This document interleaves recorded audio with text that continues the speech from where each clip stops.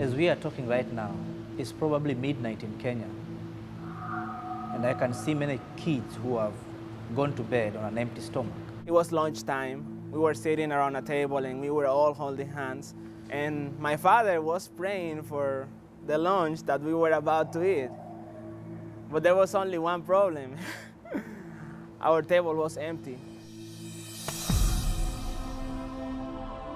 My earliest recollections is finding myself at the age of 5, roaming the streets, eating from dumpsters.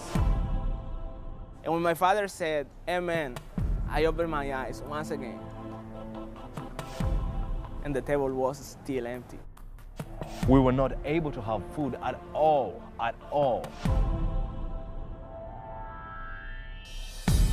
We were forced to live with 17 of our other relatives in a very small shanty. Shacks that are bumper to bumper, no toilets. A lot of crime. If you want to be out of poverty, then you have to deal with drugs. No running water. There's a lot of rape for children. Disease was just all over the place. Some of my friends were actually sold into prostitution. Kids dying for preventable causes. And that's what I saw. And as darkness engulfs the place, the devil takes over.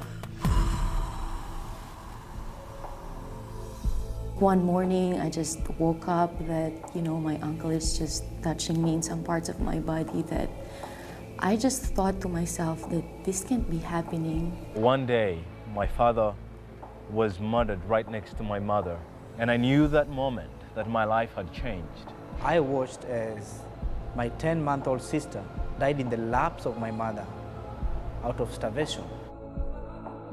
My relatives would always tell me, "Michelle, you are so ugly. You look exactly like your father. You will become nothing but a thief and a drug addict when you grow up."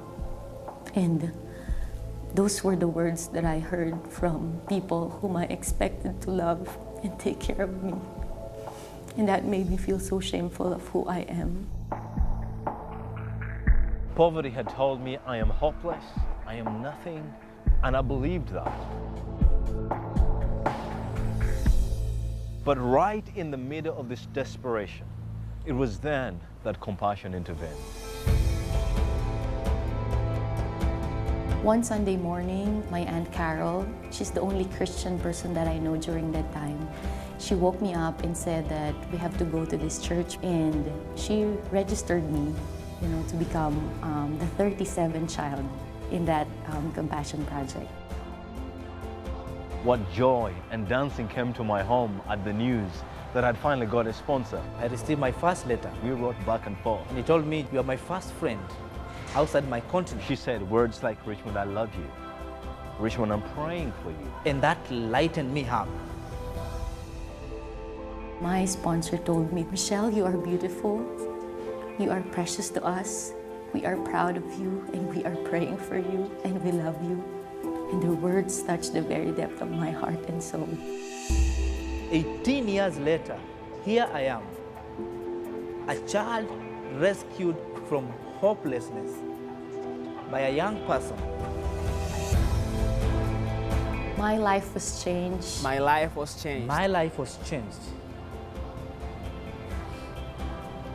by a teenager who sponsored me. I was sponsored by a teenager. She was 15 years old. Her name is Ashley. One teenager changed my life. She was 15. Her name was Heather. I called her mom. There were 5 teenagers in the family. They had one telephone landline, and instead of having a second landline, they decided to sponsor a child. And that little child that was sponsored, that's me. My name is Michelle. My name is Tony. My name is Jimmy. My name is Richmond. And one act saved my life. And one act Saved my life. Saved my life. Will you act? The choice is yours. Sponsor a child through compassion today. Release a child from poverty. From poverty. In Jesus' name. In Jesus' name. In Jesus' name.